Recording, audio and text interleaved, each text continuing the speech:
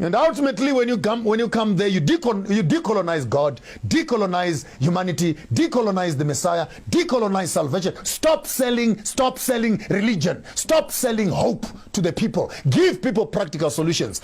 Buy farms. How do you buy a factory and then convert it into a church and people come inside and they're praying for employment? Buy the factory. Create jobs. Then from the money from the factory, you can build a church. That's common sense.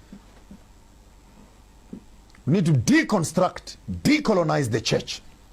And we stop being centers of embarrassment, centers of shame, centers of debauchery, centers of mischief, centers of licentiousness, centers of witchcraft, centers of perjury, and centers of corruption in the name of religion. And you don't want it to be spoken about, by the way. Ministers get very touchy. They get very touchy.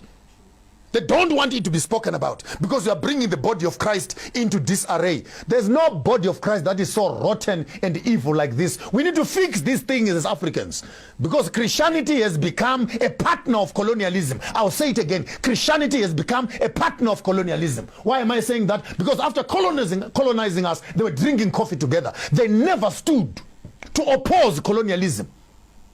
They were benefiting from it. All your cities here have churches that are standing. The church right now in Africa owns more land than many businesses because they were in harmony with the government. May we have some land, please? They were given land. May we have some land? They were given land. Did they even condemn that what they were doing was wrong? The church was benefiting. Even now, there are churches that are still benefiting from colonialism. I'm not ashamed to say this. Even the church that I come from, my own church, is still running on the lines of segregation. Whites worship alone, blacks worship alone. We cannot even unite because of racism. The racism, is it biblical? No, it's not biblical.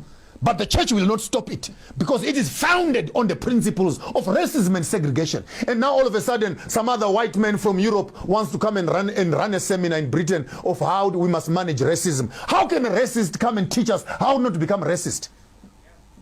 How can a colonizer come and tell us how to decolonize ourselves? How do you have a conversation with yourself as an abuser of the system? Now you want to come and tell people how to manage and tolerate abuse. How can you be so narcissistic as an organization that you become so insensitive to the needs of the people that it is a conversation by yourself? You colonize the black people. You abuse the black people. You come around a few days later. You want to help the black people to tolerate and manage the colonialism that you gave to them. Are you okay in your head? When you finish abusing a person, when a person is abused, the most horrible thing you can do after raping someone is, oh, let me help you to clean up. Please, leave me alone. You've done what you wanted to do. Can you just get away from here?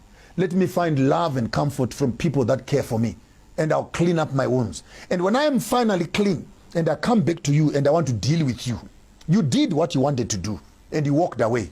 When I come back and I do to you what I want to do, you don't have the right of telling me what to do and what not to do. This is where colonialism and politics fail to understand. The colonialist came here. The oppressor came here. They took land, raped the women, destroyed the infrastructure, destroyed our culture and everything else. Then they give you a democratic system with a constitution to help you to manage how to repair yourselves. We cannot tolerate that. You have done what you want to do as Europeans. Step aside. Allow us as black people to decide what we want to do with you. You can't be an abuser and be a judge of the same abuse again. Does this make sense, good people? Maybe I'm losing my mind, people. Help me here. Does it make sense? You see, life, my mind is quite sane. If you come to me and you give me a clout, on my face, that's what you want to do. Me, I don't have energy to waste. We're now in Shapekampama, and you are done. Me, I'll just go behind me and take a stone. Because you can never judge how a person you have abused must react to your abuse.